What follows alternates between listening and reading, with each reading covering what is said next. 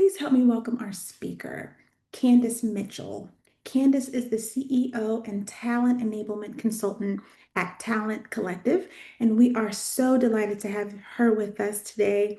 Candice, the session is all yours. Amazing. Thank you, Casey. There are so many people on this call, and so I'm so excited to be here with you all. And thanks for taking this time and trusting me with this hour, because I know time is very precious. So thank you. And if I glance over this way, I'm actually just looking at the chat. So I've got the chat open on that side and my slides open on this side. And so I'm like going to be looking all over. And yes, the song is, I love starting with that song because that's how I feel about our work. Is like, it makes me come alive. So yeah, I do love starting that way. All right, so stop fighting to be heard. Let's position us as business critical because we all know that we are. Okay. Yes, slides are moving. Off to a good start. Okay, so if you are like most people, professionals that I have spoken with, and I've spoken with well over 100 now, you're in a bit of a bind. So you know how important the people function is and that you are a critical support to the business.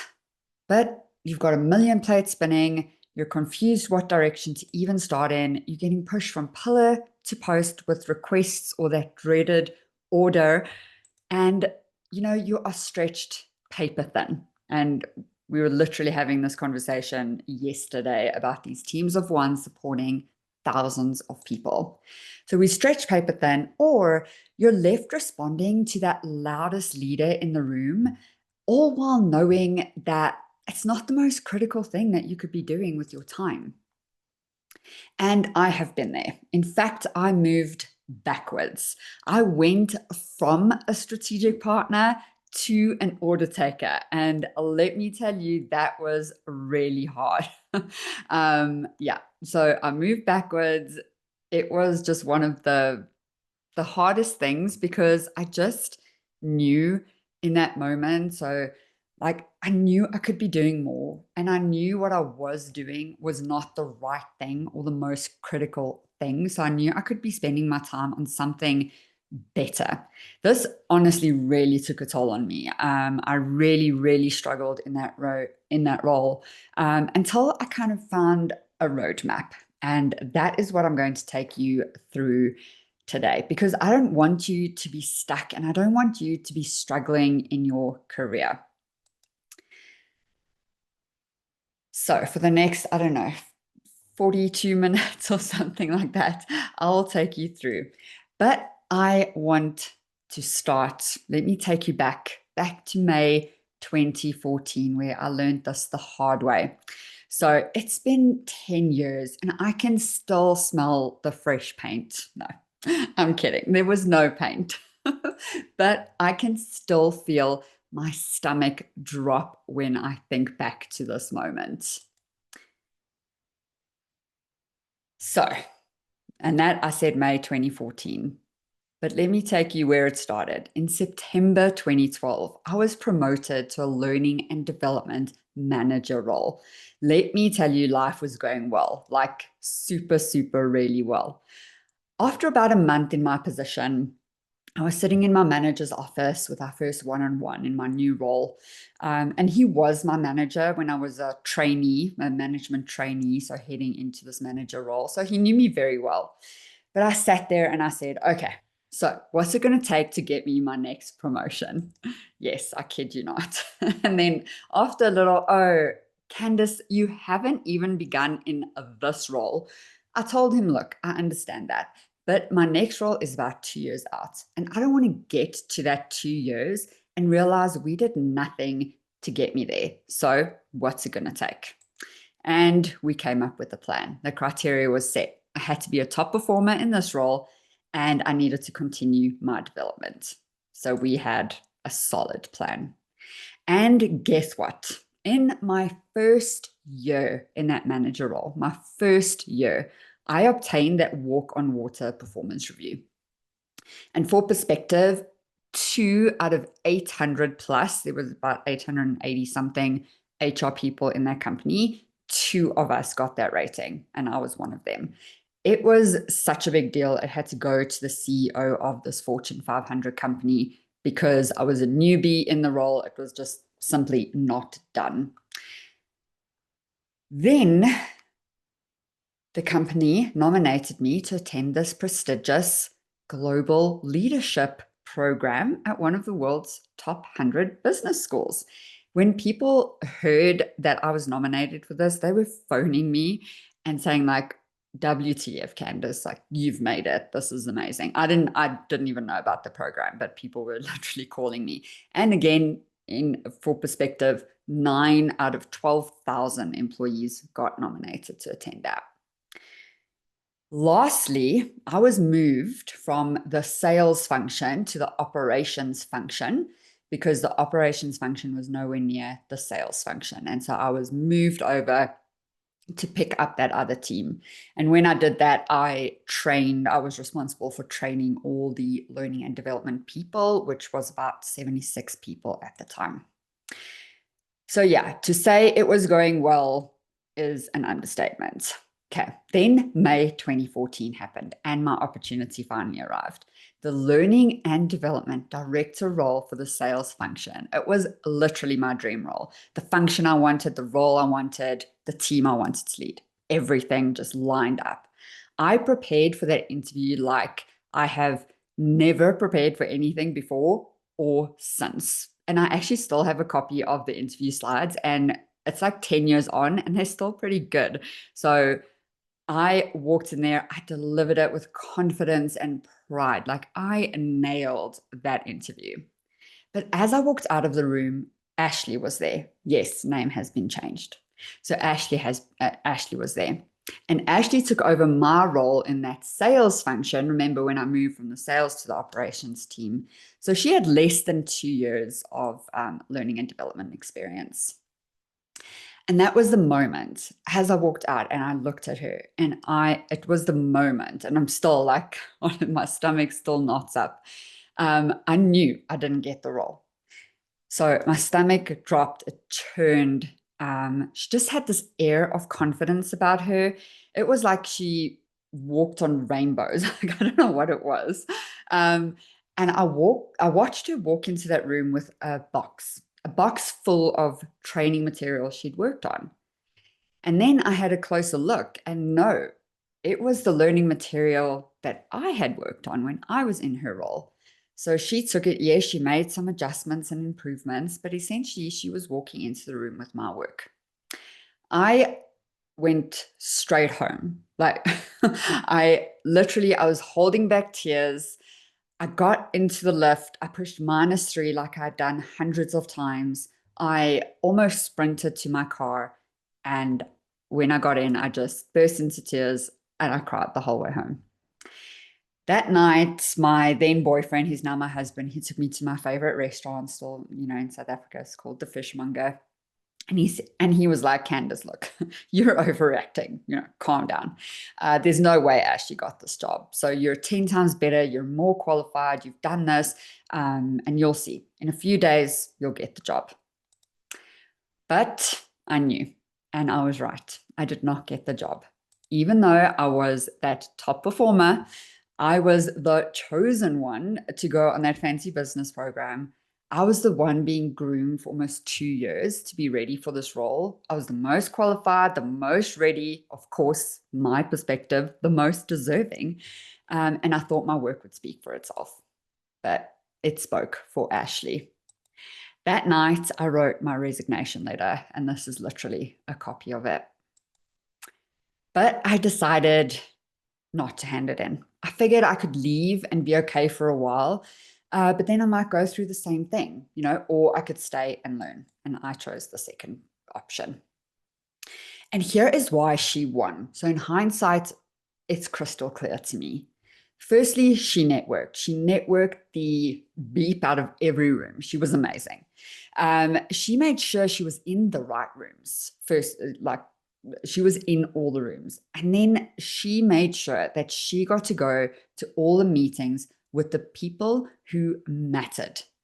She advocated for herself. She really did. She made her career her top priority and made sure that she was making all the right moves. While me, I worked hard, yes, so hard. I ticked all the boxes. I had my head down, performing and helping everyone else around me, helping everyone else up.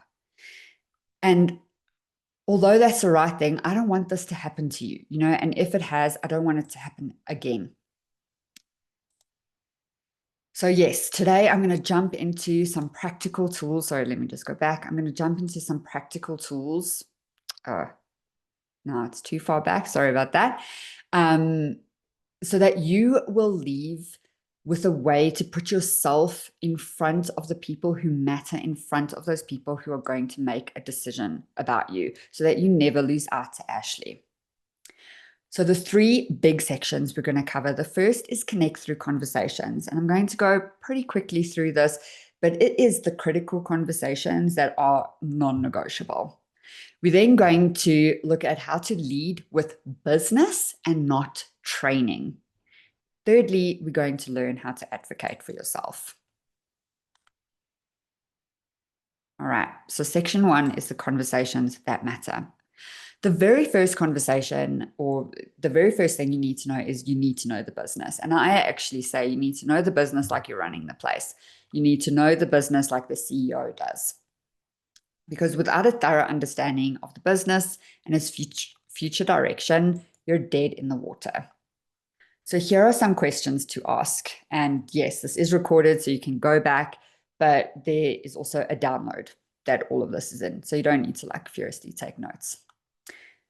Okay, so questions to ask the business. Firstly, what are the strategic pillars, whatever you call it, the big goals, all the things? This is usually 5 or 7 or something like that. But what are the big things the company is aiming to achieve?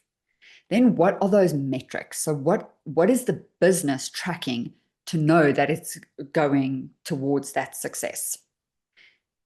Where is the business headed? So sometimes they're wanting to get more efficiencies, and because I know some names on the chat, I know that is some of the things. Some of you are expanding globally. Some of you are just expanding. So some of you are struggling to find, skilled workers. So where is the business going? What are the metrics? And then what are the people goals? So are you looking to increase retention? Are you looking for those, highly skilled people to bring in? So what are the people goals? Questions we never ask. The top one. What are the people development goals? So that sits squarely in what you need to tell them. So you do not ask them what are the people development goals. You come up with that. That is up to you. Okay, so what do we need to train people on? Absolutely no. That is a question I will never, ever ask anyone in the business. That is my job. And then lingo. Please leave gamification and adult learning styles and learning science and all of that fancy stuff that, yes, we know and we know it matters, but they don't care. They literally don't care. So don't leave the lingo at the door. Okay. Then, in summary, knowing the business. So to strategically partner with the business, you have to know it inside and out. So do these 3 things immediately. Meet with the executive team members. And for some of you on the call are also consultants, I will do this with a new client. I will ask them, who are the leaders I can speak with? Give me as many as possible, because then I really get a good insight into what's happening and what they're struggling with. So yeah, so meet with the executive team members, ask business leaders, and by that I mean the managers, and then deep dive into the data. So whatever data you can get your hands on, and we're going to cover a lot more of that in section 2. So, but yeah, deep dive into the data, internal, external, all the things. All right, the second thing we need to do is know the people. And I presented something similar to this last year, and the person afterwards came to me and said, Candice, that was just something that I never even thought about. I'm presenting to a team next week and I don't even know what they do. So it seems obvious, but sometimes we just don't do this. So yeah, the only way to get anywhere is to get the people on your train. And this is how. Well, no. Well, this is why we should care. Then we'll get to how. So, why we should care about this. So, the people are our customers. And I think that's why, and I don't know if you've seen on LinkedIn, there's a huge movement towards, marketing and all of that stuff. And essentially, it just comes down to that one line is the people that you train are your customers. You need their buy-in and you need their trust because without them, without their customers, we've actually got nothing. We can create all the learning in the world, and if they don't do it, it's kind of wasted energy. So this is what you can do. Things you must do. You must spend time with the people who do the learning. And yes, so you can put in the in the chat what to do when people won't even let you spend time with the people, because that's also happened to me when I was, that order taker role that I mentioned in the beginning. Um, you've got to understand what their day looks like. What are they struggling with? And what do they desire? So you've got, and then lastly, that last point is you get them to know you. So when you're coming with training, they're like, oh, okay, she gets me. Like, this is actually going to be valuable. Do not do these things. So no fancy road shows. And this was again when I was the order taker. We planned this like huge road show, and we arriving with our clipboards and our fancy clothes. And I'm like, no, just pitch up. It was a construction company at the time, so I was like, pitch up with your safety boots and your reflective vest, and off you go. Right? Like you don't need to have this whole big thing planned or like listening tours or anything like that. Just literally show up. I like when I supported a call center, I'd just go work there, and like listen to people interacting over the phone. Just being there is super powerful. Okay. Yeah. Don't make a digital course library available and think your work is done. Don't throw some videos out there making people watch it for compliance and think your work is done. And don't churn out more content, more modules, more, and think that we're doing our work. All right. So, in summary, to get to know the people, you need to connect with them. So, meet with the team leads. I would also just go like sit in on the weekly team meetings, just sit in the back or, ask some questions, whatever it looks like. And then spend a few days with the people doing the work. And this can look like anything in your industry. So I suppose my best example of spending time with people is always, I think, of truck drivers. So our delivery people, the big semis, we call it trucks in South Africa, but the big semi truck drivers. Yeah, maybe that makes sense. I hope so. Um, and I would go and watch them pack the truck. So I had to leave home. I remember a couple mornings, I had to leave home at 1:30 to drive there to get there at 4 so that I could be there to watch them pack their trucks. And just that fundamentally shifted the training I did. So when I was assigned to these people, I thought, okay, so it's customer service, right? They're customer facing. Generally, they don't have high levels of education. And so I'm going to go and I'm going to save the day. I'm going to teach them customer service. I'm going to do the best job. They're going to be the best people serving their customers. And, so I spent some time with them, watch them load their trucks, watch them interact with their crew. I would drive behind the semi, like the most dodgiest places in the world. But then I would observe them, right? So like watch the crew, watch the people. Then I realized, oh, these people are actually business owners. They own the truck. They recruit their crew. They are responsible for their taxes, for their payroll, for everything like that. And let me tell you, customer service was not an issue. They were amazing at customer service because they took such pride in their trucks. Like those trucks gleamed, I promise you. In South Africa, like you'll spot those trucks. They're the shiniest, cleanest trucks you'll ever see. And so I just had my assumptions were completely wrong. So if I didn't spend time with them and I didn't see them in action, I would have come to them with customer service training 100%. And that would have 100% been the wrong thing. What they needed was how to run a business, how to find good crew, how to manage your team, how to pay your taxes, like all of that stuff, like fundamentally different.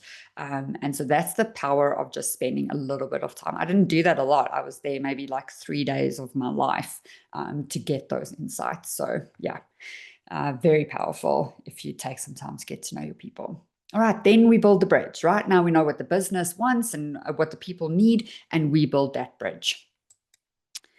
And there will always be overlap. And I make the joke about piano lessons because if you've been around for a long time, you know that off the shelf content. I mean, like I started my career when off the shelf content was becoming a big thing.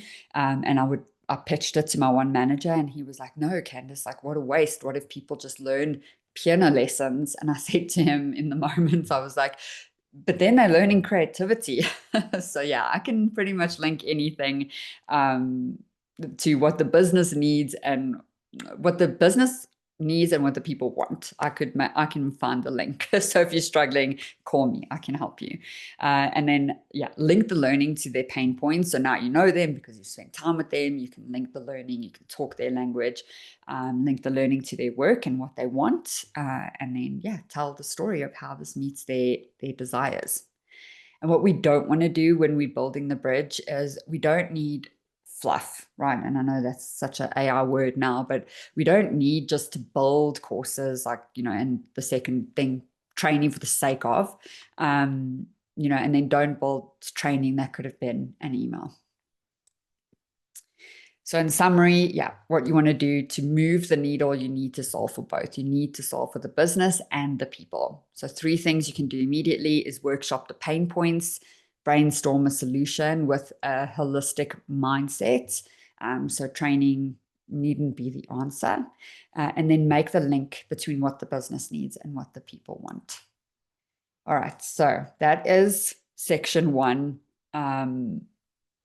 First, get to know the business. Second, get to know the people. And third, build the bridge. And I hope that gave you some practical ways that you could use this.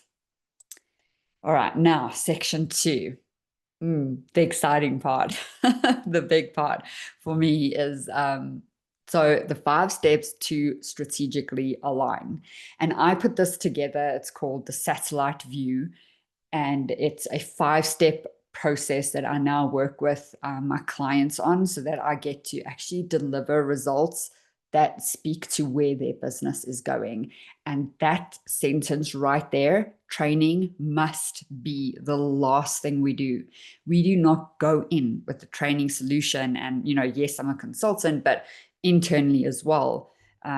Training must be the last thing we do. And I did this in my corporate role where I was actually a strategic partner. And so I've reversed engineered what we did because my manager at the time would make us fill out these like 8-page, 12-page briefs before we could even go and meet with our stakeholder. And I was like, oh my gosh, this is ridiculous. Can I just get to the learning? Can I just create the customer service training? And I learned a lot in that. So yeah, I reversed engineered it and came up with these 5 steps. So the first thing we do is we look at global and macro trends. Second, people trends. Third, industry trends. So whatever industry you're in. Fourth, then you zoom in and look at your company. Fifth is we create the learning solution that'll solve the problem. Okay, so learning, last thing we do. Okay, and what this looks like. So when I say look at global and macro trends, this really, you don't need to boil the ocean here, right? You just need to understand a few big things happening in our world and how it's going to impact your people, your business, all of the things. So like the 3 trends that I can tell you right now exist is AI, obvious. No light bulb moment there. Hybrid workplaces and globalization as the norm.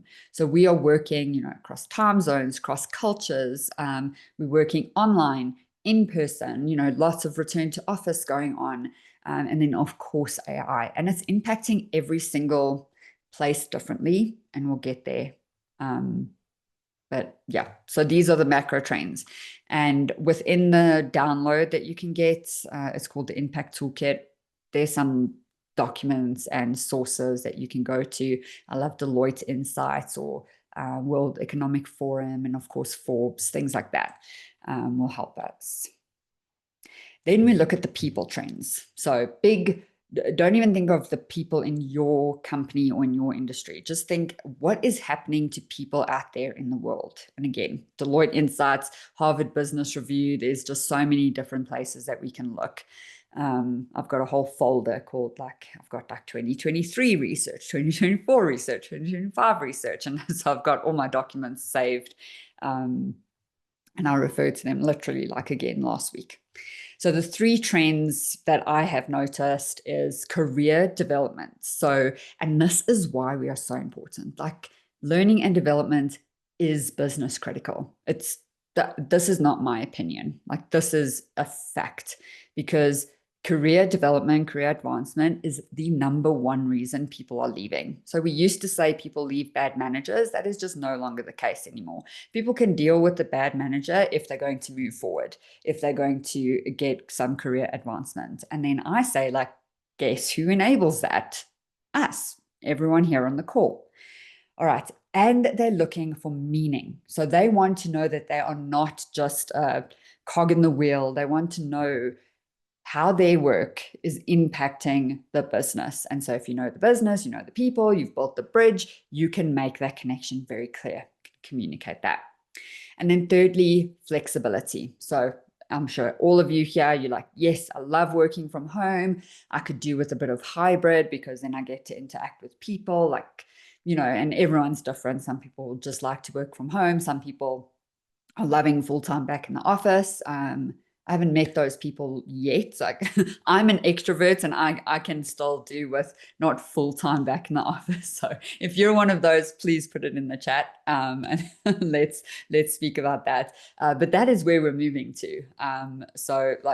Yeah, many of my friends, many of my colleagues have been full-time, return to office. But people are looking for that flexibility. And so we literally look after all three of those things. Then industry trends. So now you know what's happening in the world globally in terms of business. AI is coming, hybrid workplaces. We know that people want career development. We know that they want flexibility and they want meaning. Now we look at our industry and we say, okay, so how are these things actually impacting our industry, whatever industry you work with? Fast moving, innovative companies versus the tried and true. So I can speak to both of these because I've worked with now 16 different industries in my career. So when I work for mining, they're very much about efficiency, safety, trying new things, but they're definitely not going to rock the boat, right? And then when I work with a fintech company, they are all about what is new, how can we do this yesterday? And so we need to approach our work very differently. And then, of course, your global conglomerates versus our local homegrowns. And again, I've worked with a company of 50 people where I did individual development plans because they're very unique little unicorns in that company. Each of them very specialized. Three of them were three people in the world that could do the specific work that they were doing. So, highly skilled, and I needed to be very specific. And then, of course, I've worked with a company, I don't know, tens of thousands of employees, and that's a little bit different, or very different. And then compliance, cybersecurity, all of these things, you need to understand how it's impacting you and the people and the work you do eventually. Okay, so now you zoom in. So I say your clients because, again, your learners or your customers. So it doesn't matter if you're internal, external, this applies to all. And you investigate your clients' trends and goals. So again, no one cares actually about training, and that's a hard truth. That is something that I'm still learning. I literally had a conversation earlier this week on it's so important to learn, and I can't believe that everyone just doesn't want to learn all the time and soak it in. And it's such a treat and such a privilege to keep learning, but not everyone feels like that. So it's still a lesson I have to learn, but literally they don't care. They're like, do whatever you do, that's fine. I just want my people to be able to do XYZ. So then tie your solution to tangible business outcomes. and then ask like, what are the priorities for your business? Okay. And then after step 5, I am going to pause to answer some questions. So pop them in the chat or the Q&A. And I'll just take a little bit of a breather and answer any questions after I go through step 5, which is finally we get to build the learning solution. And again, it has to come last. And I know this is a complete mindset shift. It definitely was for me. That was what I learned in that corporate environment where we were really strategic partners. There was no, and that's, I like the name of this, like stop fighting, because there was no fighting. Like we did not have to fight for our seats at the table. It was obvious. It was so obvious that learning and development had to be involved. Otherwise, they were not going to achieve their goals. And this is a highly successful company. They eventually sold, and they, broke the world record of the biggest M&A deal at the time. So I am talking about a company that didn't, crash and burn. I'm talking about one of the most successful companies in our history, and learning and development was so obvious to them. So it was a real nice place to be with me and all my passion about this field. So yeah, so only now do we think about the learning solution. So by this stage, we're designing intentional learning solutions that will actually solve business problems. And yeah, we've started from the beginning. Okay, so I am going to pause and get some questions. So Casey, if you, I don't see. Yeah, no questions in the Q&A chat, but I do Okay. see one in the chat. No, Q&A section, but I do see one from Mm. Summer in the chat. Okay. Customers versus clients. Yeah, is yes. So yeah, customers, client, I guess it's because I'm a consultant, so I use both. But yeah, our customers are the people that do our learning, and business leaders and the executives and the CEOs. All of the people are our customers, because we generally support everyone. And then Suzanne says, how do you shift the conversation in this direction with companies that hire you to provide certain learning solutions? Yeah, and that is what I do. So a company now hired me to roll out a very specific training. So when they approached me, they had something specific in mind. That doesn't always happen, because generally I help people with their learning strategy. So I don't come in with a specific solution, but this happened. And I still ask the HR team if I can speak to the senior leaders. I built that into my proposal. I did a lot of research on their industry, which was a brand new industry for me. I've never been exposed to it. So it was a very innovative industry. I had to really learn what they were doing. I had to really learn their challenges. They've got global challenges, like tariffs are impacting them hugely. And then I had 15-minute interviews with some of the people that I would actually train. And just having that conversation with HR, instead of saying, yes, of course, I can do this kind of off the shelf solution for you. I was like, can I make it a little bit more relevant to you and your people?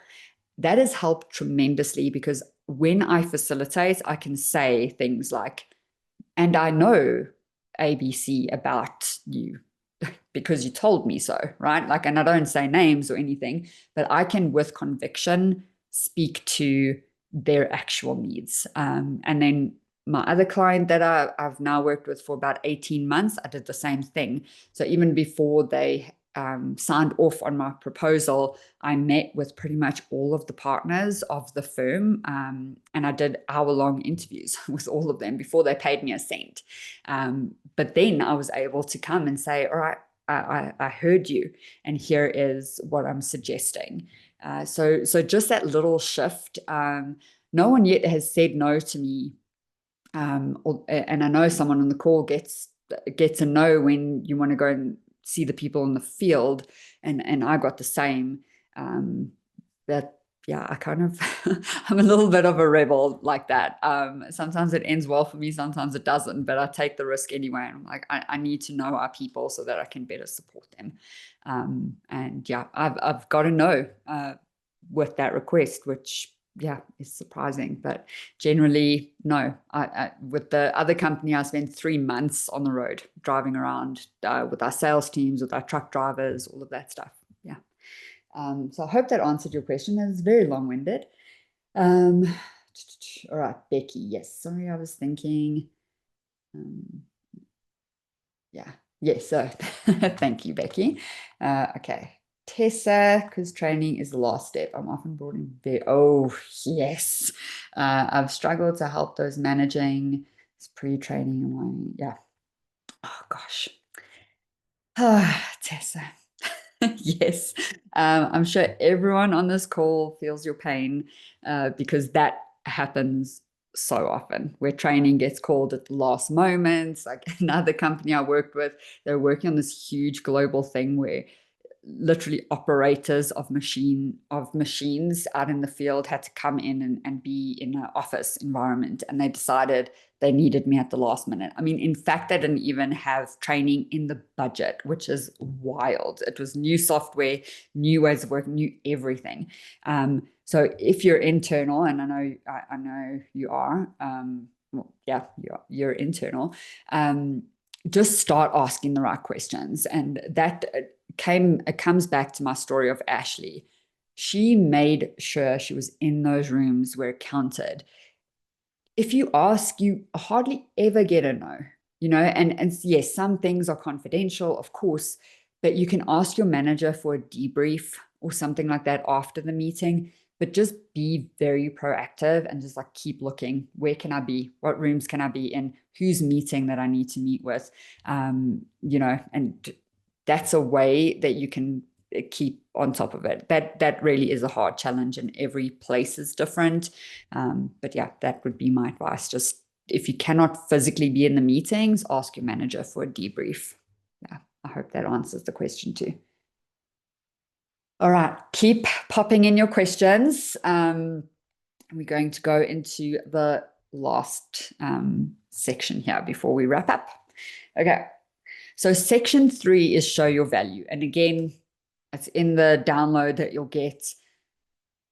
And for those of you who are consultants, I build this into my proposal for free. I will do a debrief after whatever I do. So the one client that called me in for a very specific, I'm doing change agility, change leadership training for all of their managers. And I built into the proposal that after I finish my sessions, I'm going to do a debrief with the HR team and any executives that they want in the room.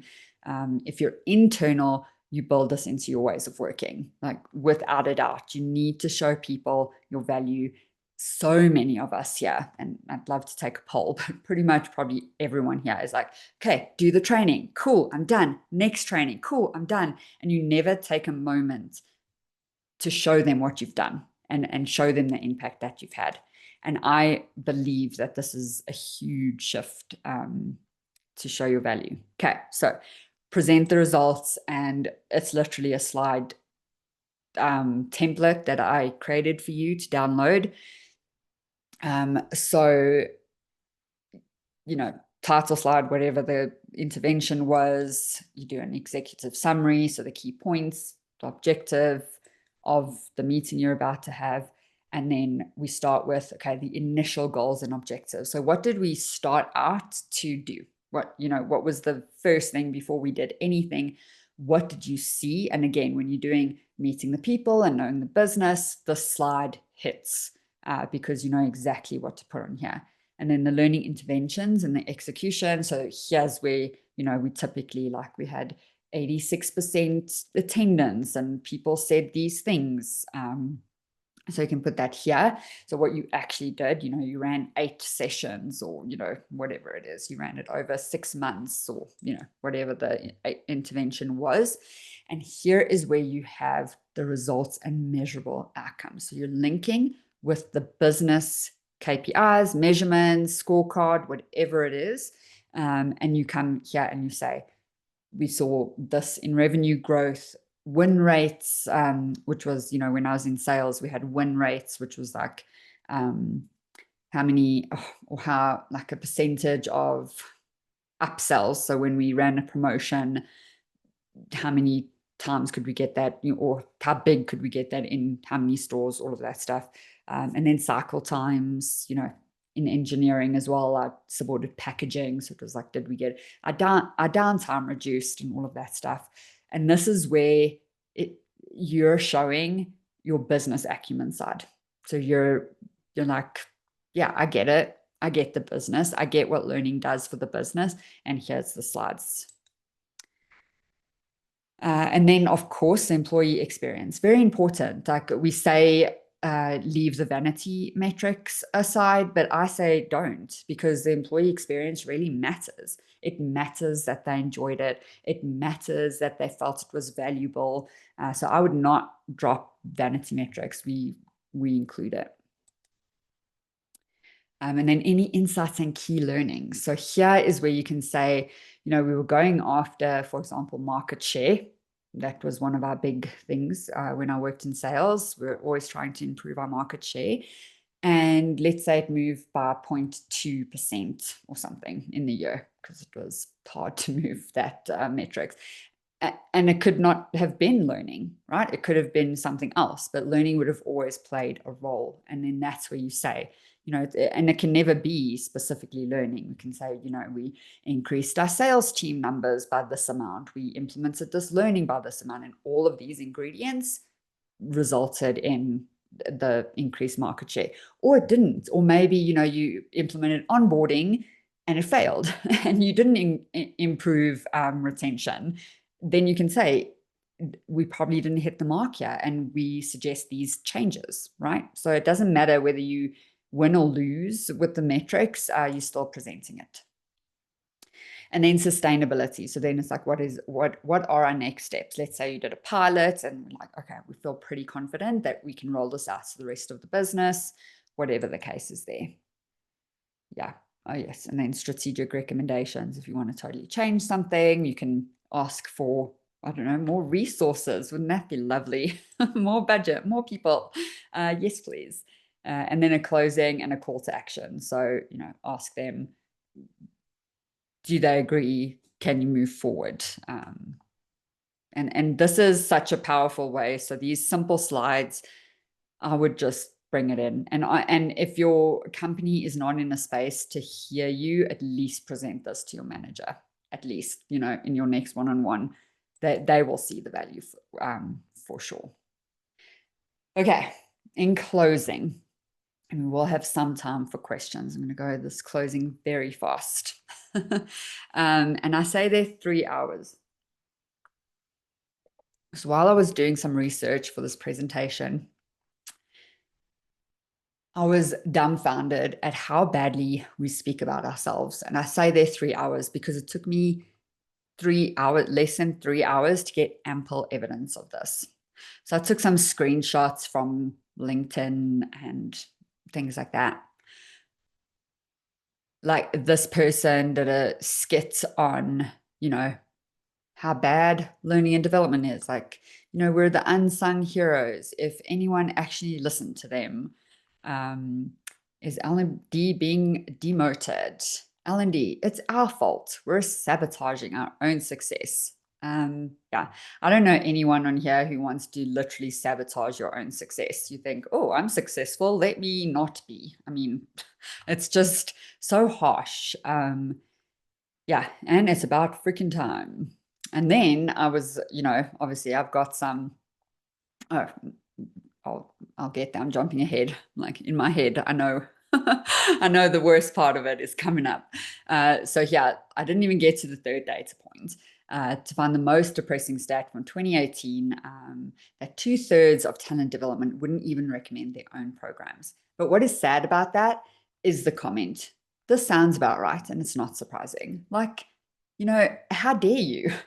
We're doing the best job we can do. We are people who really care about other people. so, and then these like just mocking us like learners waiting for L&D. Like, come on. And then the shiny, albeit useless tech and learning and development doing like a wheelie to get there. I mean, this is just, yeah, it hurts me. It hurts me personally because I know you. If I haven't met you on this call, I still know you and I still know the person that you are. Yeah, and then just some podcast quotes. So no one ever chooses to be an L&D. So it's no wonder we're all walking around with no clue what we're doing. L&D are such dinosaurs. They don't think long term. They don't have business acumen. And so they don't deliver solutions that support the business.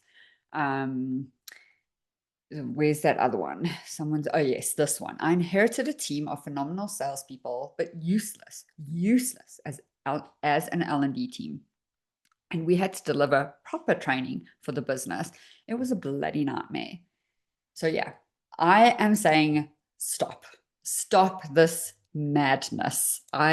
It's like a personal hit on me because and I mentioned this right up front, I've spoken with over 100 people. I think I'm sitting on like 127 people that I've had individual conversations with, and not one of them doesn't care. Not one of them doesn't want to do the right thing, didn't choose to be there. So even if you came from anywhere else, you still chose to be here. And not one of them are useless, not one. So they all want to help. They all want to support people. They want to be the reason people succeed. Like, what an awesome purpose. And they want to be the reason why the company is successful too. And they want to do the best work of their lives. They want to matter and be respected and be valued and be trusted to do the amazing work that we're meant to do. And again, I haven't met you all, but I bet that is you too. Okay. So yeah, I've got a few minutes and I'll leave you with this funny story. Hopefully it hits home. So when I was 18, I moved to London from South Africa. And I'm sure you can, if you didn't move overseas, doesn't matter. I'm sure you remember moving out of your parents' house. Pretty much don't know anything, right? And so I was this broke kid and I needed to get a haircut. And I spoke with a friend who told me that Tony and Guy offers free haircuts. The catch is just that it's a trainee hairdresser, but don't worry about that. Like, there's a professional standing right there. So I booked the appointment. As I walked in, I knew this was not going to go well. The girl given to me had a really terrible haircut, like really bad. It looked like she was experimenting on herself and was not going well. Every part of me told me I needed to walk out, but I didn't.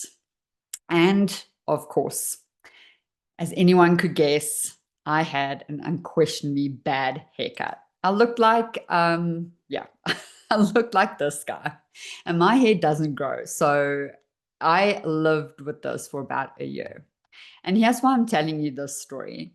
In learning and development, so many of us are like that hairstylist, right? We tell everyone else, advocate for yourself, put your career first, focus on your development. And yet we don't do that for ourselves. So you have all made an investment in yourself today, and that is truly a great start. But imagine a world where L&D led the way. They're not just, taking our classes, but they're actually looking up to us as examples. So on the surface, this talk was about, getting to showcase your value to the business and knowing how to strategically align. But honestly, it's really about you. And I really want to lift this entire field up. It's about you. It's about prioritizing yourself and believing that you matter and finding the joy in your work again. Because, yeah, I mean, I'm super biased, but there is nothing better than learning and development and developing people and lifting everyone else up. Because that is the truth, right? You are worth it. You do matter. And the work you do literally impacts every single person for the good. And as you can see in my slides, it's all the ripple effect, because that is what I believe. We are that ripple effect. And if we make a big splash, everyone benefits from us. And the crazy part is that you probably already know this. You're probably nodding along. You matter. You know how important the work you do is. You just need to believe it and live it. So, your career and your life matter too much not to take the next step. And I hope you'll take it with me. Thank you. 7 minutes for questions. Awesome, awesome timing, awesome presentation. I'm not sure, did you get the question from Kendra about metrics? Did you see that one? Mm, mm-mm, Okay, Kendra no. asked, what type of metrics do you use for feedback after trainings? Okay. And I have an entire matrix that I've built out that I can also share with you. So, Casey, that's not part of the download, but I can share it with you. So, I created what do I call it? Like I don't know, something matrix. um, where I take you through, because I did this in that corporate, like we didn't need to report on how many people attended training. We had to report on market share, on all of that stuff. And so I built this out, and it looks at, downtime if you're in a manufacturing environment, close rates if you're in a sales environment, retention if you're losing your people, all of that sort of stuff. And I do work it backwards, because I often get the pushback of, learning doesn't own all of that, right? Like, we don't own packaging downtime. So how can we possibly report on that? But I show you how, because we can say we can influence it. And so even if we have a little bit of an influence or a little bit of an impact, we can show that. And truly, what I would say to you is it's about mindset, a lot about mindset. So although we don't own any business metrics alone, there's nothing that we own alone, but it's having that mindset, and then the discussion actually is so different. And I've seen it in the environments, where our consultants are. I just see the different conversations. So yeah, I can share that. It's like a 2-pager with examples of metrics. Awesome. That'd be great. Are you willing to share that with everyone? Yeah. I can Okay. I can send it to you. Mhm. Perfect. And I'll include that in the email I'll send with the link to the recording for this video and Candace's other Leave Behind, and we'll include that as well. So thank you so much, Candace. I knew this was Yeah, going to be a great one. Thank you so much to everyone who is joining us. Look out for other webinars coming up from EOB Learning very soon. Thank you, guys. yeah. Have a great one. Thanks.